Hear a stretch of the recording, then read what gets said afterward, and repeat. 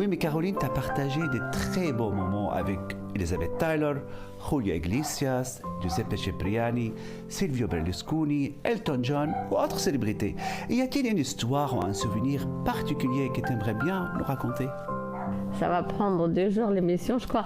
Mais évidemment, Elton John, c'est un de mes artistes dans la musique préférée.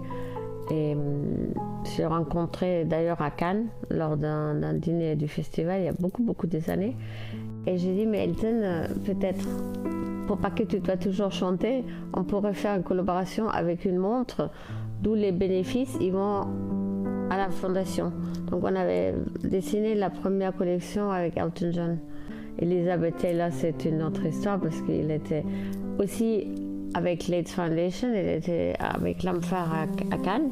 Donc du coup, elle a choisi. Après, elle m'a dit, let me show you my jewelry. Alors, elle a ramené ses bijoux, elle a mis au milieu de mien, de nôtres, des chopins, et je ne savais plus du tout qu'est-ce qui appartient à nous, qu'est-ce qui appartient à elle. Et j'ai dit, mais Elizabeth, how are we going to do that? It doesn't matter. C'est ce qui manque, c'est à moi.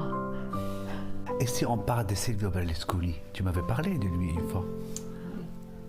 Oui, Silvio Berlusconi, j'ai rencontré à Porto Cervo en Sardaigne. Il a une magnifique propriété à côté de Porto Cervo. Enfin, pas une propriété, c'est carrément une montagne avec, je crois que 60 jardiniers, quelque chose comme ça. Et c'est un moment incroyable d'être assis avec Berlusconi dans sa cuisine. Il était hyper charmant, évidemment très intelligent, et on a déjeuné là. Mais on a déjeuné dans un coin du jardin en hauteur. Et puis il écrit des chansons, je ne savais pas. Il avait en permanence 2 musiciens avec lui qui écrivaient surtout des chansons italiennes, qui chantaient avec lui pendant les déjeuners.